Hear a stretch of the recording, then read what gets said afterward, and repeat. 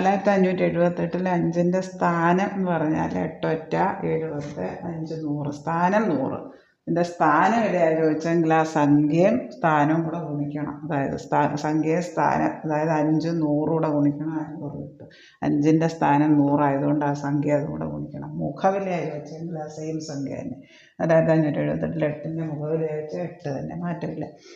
1,16,238 6ൻ്റെ സ്ഥാനം, അതായത് ഒറ്റ 10 100 1000 1000ൻ്റെ സ്ഥാനത്താണ്. അതുകൊണ്ട് സ്ഥാനം 1000.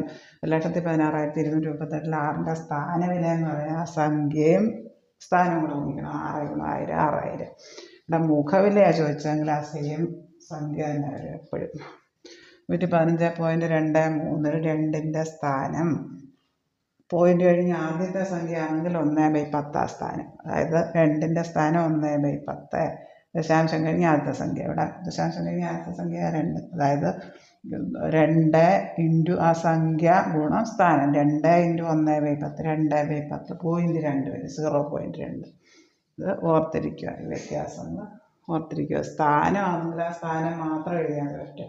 10 ആണോ 100 ആണോ 1000 ആണോ. സ്ഥാനവിലയാണെങ്കിൽ ആ സംഖ്യ 4ൻ്റെ സ്ഥാനവില ചോദിച്ചെങ്കിൽ 4 100 ആണ്, 4 × 100. മുഖവിലയായി ചോദിച്ചെങ്കിൽ ആ സെയിം സംഖ്യ.